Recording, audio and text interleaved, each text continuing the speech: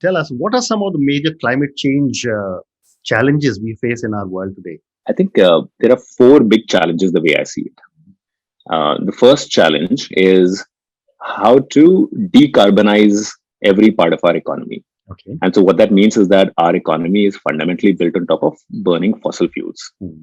So is there a way that we could move away from that and instead focus on renewables? Hmm. So that's one big part of the problem and the solution. Oh. The second part is the realization that we are so far gone that simply stopping to emit carbon is not going to be enough. Hmm. We'll have to pull carbon out of the atmosphere Hmm. and the oceans even.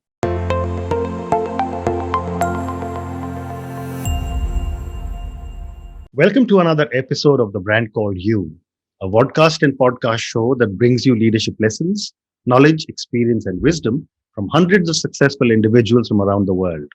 If you're new to our channel, please consider subscribing and hit the bell icon so that you never miss an update.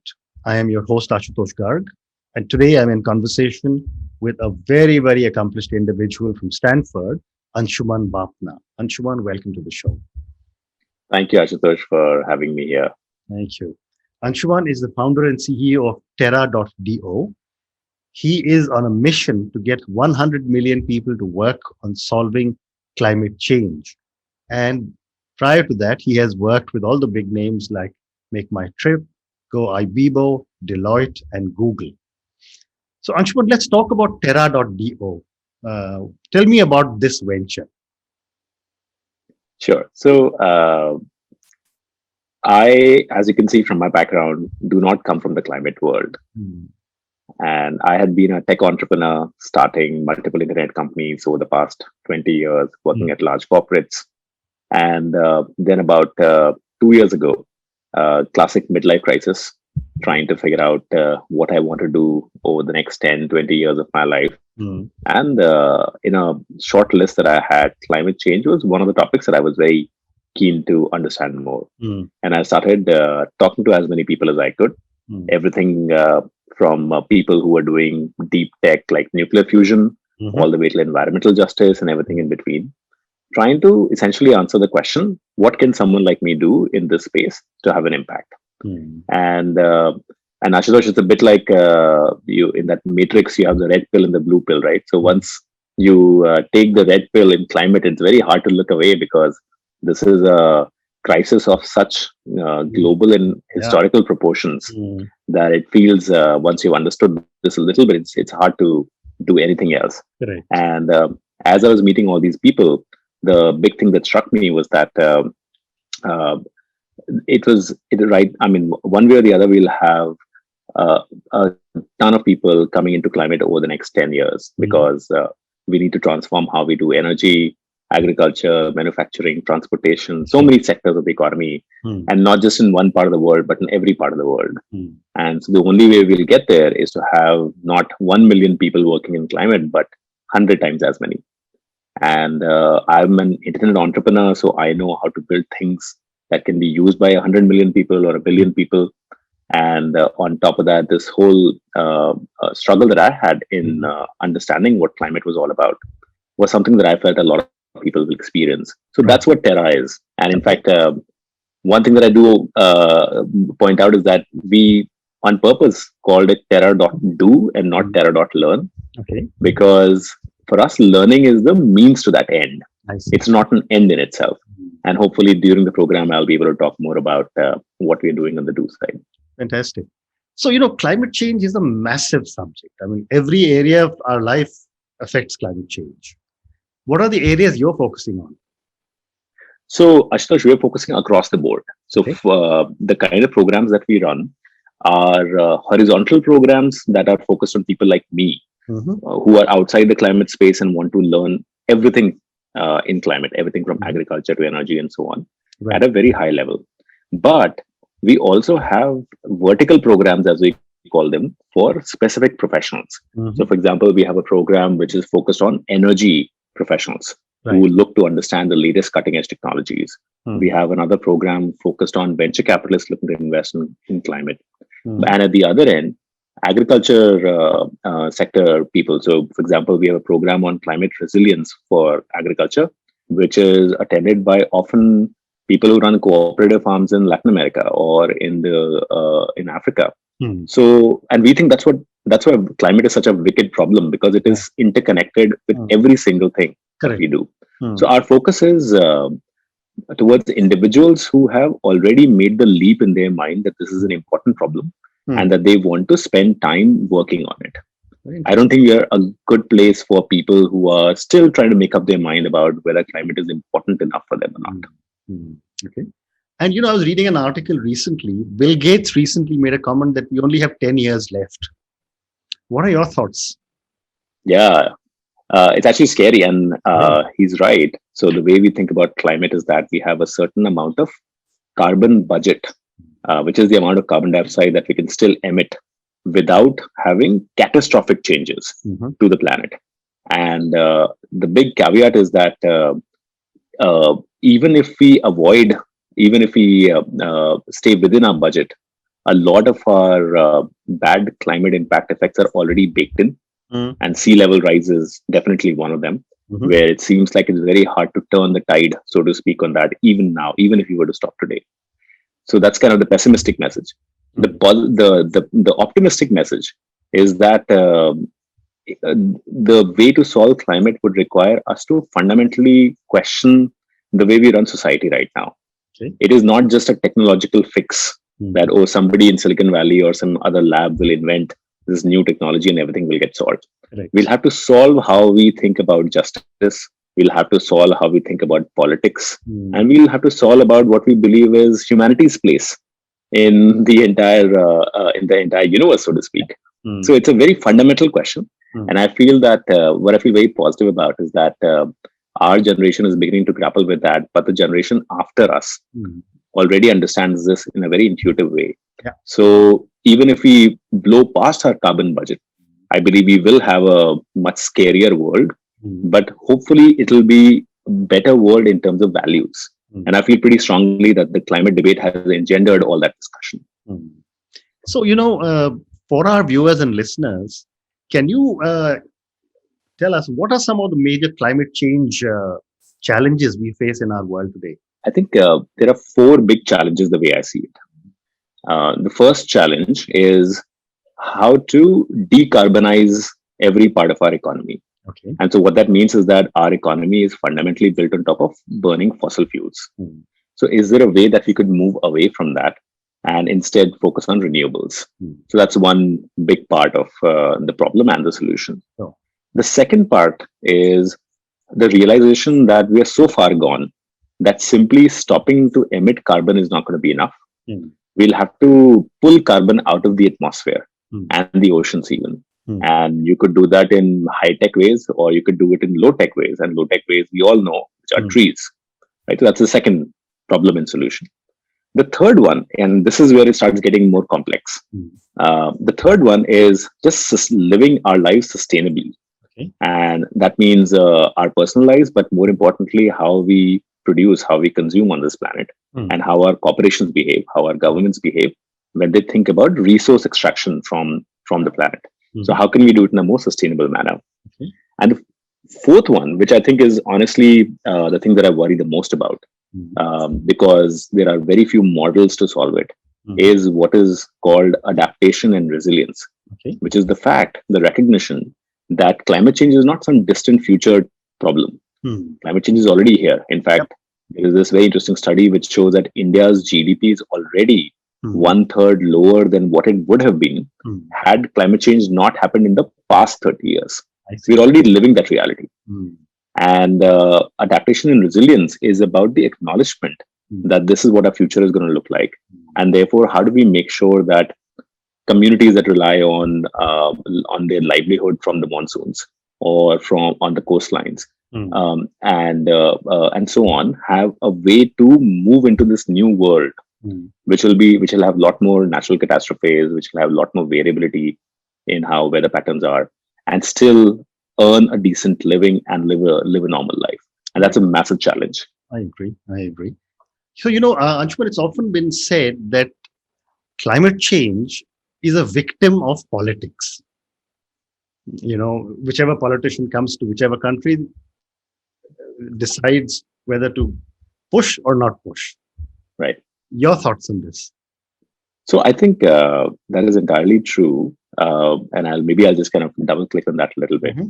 which is that uh, so there is this fundamental unfairness built into the climate problem, Correct. which is that the rich countries which used fossil fuel extraction over the past 150 years Mm-hmm. to power their economies and get to the point where they are, have now used up so much of our carbon budget Mm-hmm. that the developing economies like India Mm-hmm. have very little to use for their own development. Mm-hmm. And yet, because we all share the same atmosphere, Yeah. so it's not like India can do whatever they want, and that wouldn't solve. That will just create a problem for everyone on the planet. So it's a classic tragedy of the commons problem. And therefore, for the longest time, when inter-country negotiations used to happen about this, things were stuck at this notion, which is who should pay the bill for any remediation on this path. And India had a pretty strong stance, which I think made a lot of sense, and so did the US and every other country in the rich part of the world. So therefore, there was this gridlock that existed for the longest time. Now that's at the international politics level. I think even at the national politics level, if you look at India, for example, right now, when we think of climate challenges, we fundamentally articulate them in terms of the first thing that comes to our mind is, for example, air pollution, right? Which is definitely directly connected to climate change. But the reason why it has taken up a little bit of our political imagination is simply because it is directly germane to the voting, articulate middle class population of India. The reality is that farmer suicides in Maharashtra. The reality is that the regular flooding that we see in big part of the country have all been linked to climate for a very long time. Correct. But they haven't really taken up our imagination as a political problem that needs to be solved. So in a way, think about it like in Europe, for example, almost every country has a Green Party or its equivalent, which is a very strong environmental agenda. Who is the Green Party in India?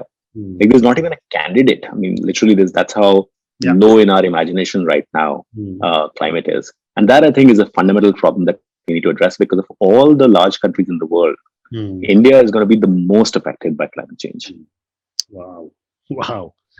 And you already said we are already down to 1/3 of our GDP because of the impact of climate change in the last 30 years. So That's right. I wonder what the impact will be in future. Incredible. So, Anshuman, you want to educate 100 million people. I want to understand from you, how can each one of us make a difference? Yeah, I think the way, so I have like two or three points on that. So one is, it's important to do our part, but it's also important to recognize that just doing our part is not enough. We are unfortunately too late for that. So if you find yourself or your neighbor carrying a jute bag for groceries and kind of check marking that I'm done with my environmental consciousness stuff, please recognize that it's not even like a drop in the ocean there. So we have to start. So personal action is extremely important, because that's what catalyzes thinking. So your personal action could be, for example, your carbon footprint when that is unnecessary. So, for example, if you have a meat eating lifestyle, then please eat less meat if you can. If you have something that requires you to travel incredibly, and of course, those times have changed now because of COVID. Who travels anymore?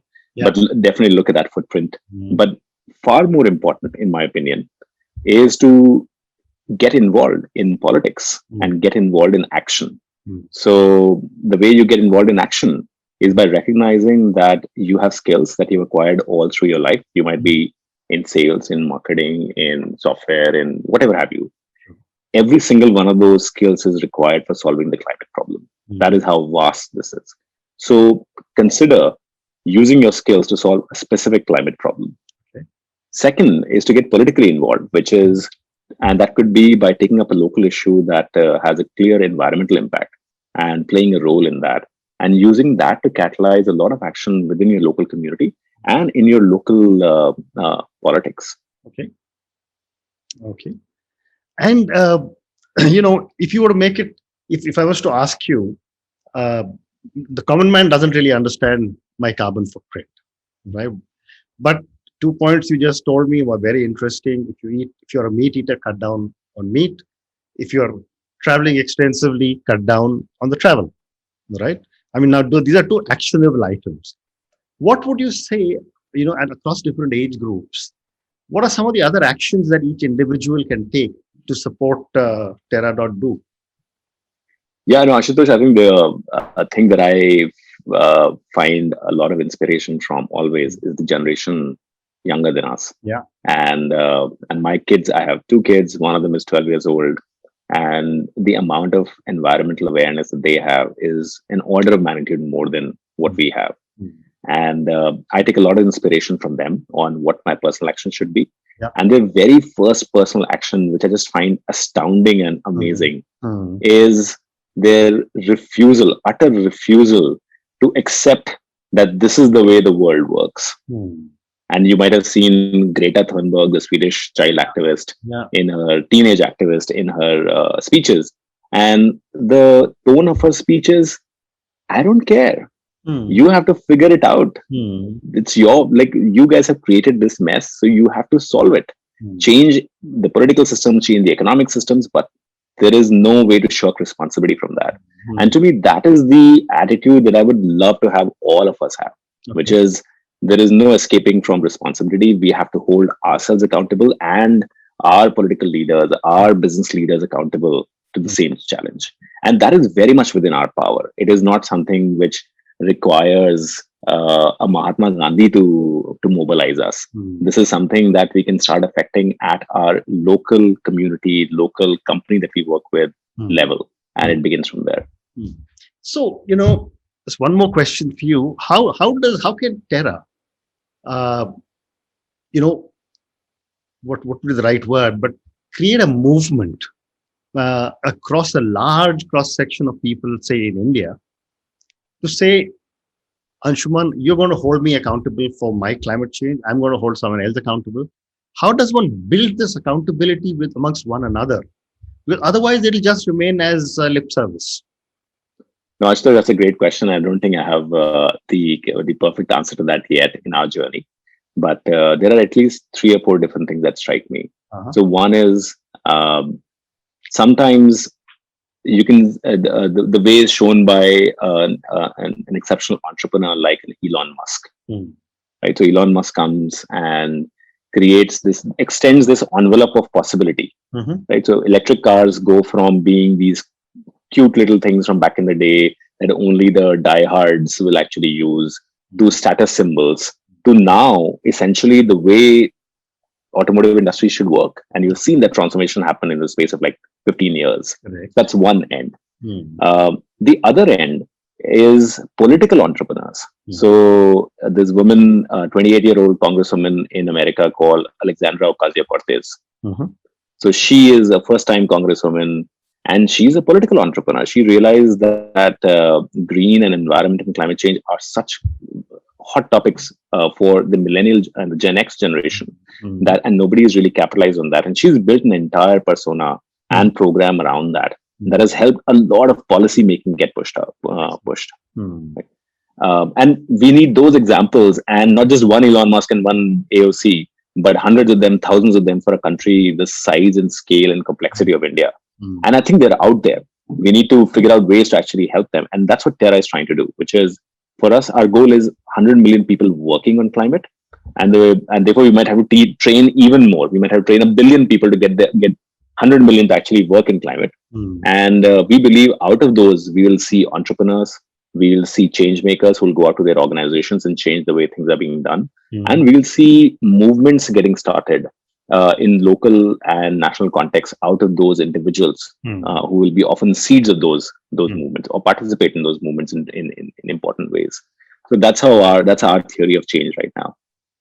It's very interesting. I was watching a recent movie on nature by Mr. Attenborough, and he was saying that because of the pandemic, within 12 months, the Earth has healed itself very significantly. right? Now, it is these kind of examples which can make a very significant difference, isn't it?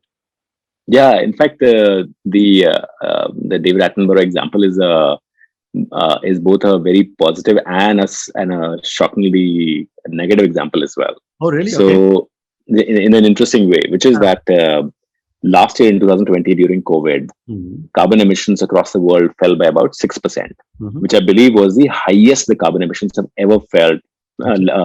fell in the past. I think until the last World War, Mhm. so never seen before. And Wow. as you rightly said, we started seeing all these positive effects of that happening. Mhm, mhm. This year, we are on track to be the second highest rise in emissions ever in mankind's history. Oh my God. All these economies are bouncing back, and these economies are obviously not bouncing back on renewables necessarily, right? They're bouncing back on the cheapest source which is available here and now, which Mm, is coal and so on. So we're seeing going back to kind of our old merry ways very, very quickly, which brings you kind of to this underlying statement, which is look, the problem is not that the earth will not recover. The earth mm, has its ways of recovering. In mm, its 4.5 billion history, mm. we are less than like a second of that history, right? Mm. Effectively. Correct. So the earth will recover. Mm, The challenge is, will our civilization recover?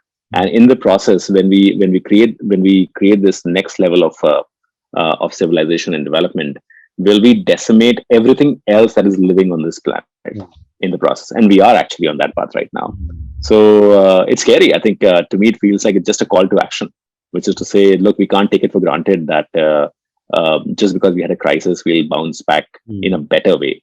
We have our current systems will push us back into the trajectory of just resource extracting Mm. the planet.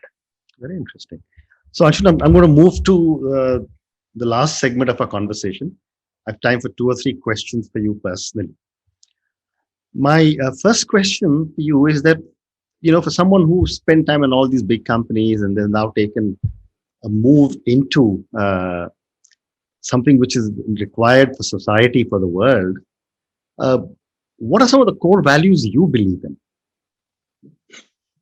Uh, so I have my core values are, I think, two things, and I remember the first one, Mm, which is just fundamentally be a curious person. That was when my daughter was born, our first child. My wife and I were discussing like what is the one thing or superpower that we could wish our child mm, upon if mm, we could. mm, And mine was that if she is curious, mm. she'll have a good, fulfilling life, right? Very So that's kind of my value number one. mm, I think the value number two is kind of is at some level slightly at odds with it, which is I've come to the conclusion that look, ultimately we are actually a tiny speck, completely inconsequential in mm. the grand scheme of things. Our lives are here and now, and then nobody would remember X generations from now. Correct. Uh, and that could take you into a very nihilistic path, which is then what's the point? Might as well give up. My kind of conclusion from that is slightly different, which is Mm, that since if you don't take yourself too seriously and your life too seriously, mm, then you will optimize for the thing that you really care about. So, for example, what I really care about is to live a fun life. mm, And my definition of fun, when I look back on, well, when do I find myself in this state where I feel that I'm having fun, is mm, when I'm building things, when mm, I'm intellectually curious about something. So my dharma, so to speak, is to go build stuff which mm, is often new into this world. mm. But for another person, it might be entirely different. Correct. But do ask those questions to yourself. Mm. Very interesting. And my next question to you is that from where you stand today, what does success mean to Anshuman? If I could, my divide up my life into uh, multiple phases Mhm, of my career, then to me, each of those careers should be self-standing, completely independent. One need not take off from where the previous one left off. Which, mm, by the way, Ashutosh, to me, from the outside, feels like very much like your career. You mhm. followed your passion Correct. exactly like that. So, Mm, to me, just being able to do that, having the energy to be able to do that until I die, is to mm, me on the career side is enormous success. The second part is on the personal side, which mhm, is um, I feel that I'm fortunate and lucky enough to have these people who I love and who love me in return close to me. And in my often, sometimes in my pursuit of curiosity and building new things, I sometimes neglected the fact that these are the people who were the primary reason why I wanted to do it in the first place. Sure. So I don't want to, if I can not lose sight of that fact throughout my entire rest of my life and keep that at the front and center also, I think I would have lived a life that I would call successful. Fantastic. And my last question to you, Anshuman, following your comment on success, who or what inspires you to keep pushing yourself to do so many new things? Funnily enough, my grandfather, so my Nanaji, so he was this crazy person in our family who was a freedom fighter, but freedom fighter of the bomb throwing kind, not the quiet revolutionary. Went to jail when he was 16, then became a communist in independent India and a firebrand communist at that. Worked with tribals, and he was a lawyer to secure their rights in Rajasthan, and worked a lot in water conservation and so on and on. And he did many other things, wrote books, traveled all over the world. But the one anecdote that I'll tell you, which will give you a sense of like why he's my inspiration, is that when my wife and I were graduating from Stanford about 15 years ago, he came for our graduation, and at that time he was 85. And then after it was done, he said, "Look, I am going to meet this friend of mine, and I'll come back in a couple of weeks' time." So a few days later, we call up his friend who's in California to check where he is, and he says, "Oh, he said he wanted to meet Fidel Castro before he died, so he's gone to Cuba." Wow. I said, "What do you mean he's gone to Cuba? He doesn't have a visa. He doesn't know Spanish." And then 3 weeks later, finally, my grandfather arrives, having actually gone to Fidel Castro's palace. Wow. And I don't know what he did to get there and how he figured everything out. But to me, that is such an inspiration, which is just go where your curiosity takes you, and the rest shall follow. Amazing. What an amazing story. Anshuman, thank you so much. This has been such an amazing conversation. I've learned so many new things about climate change today from you. I wish you and your entire Terra.do team a lot of success. Thank you again. Thank you so much, Ashutosh, for having me. And I really appreciate what you're doing by bringing all these individuals onto the platform. Thank you.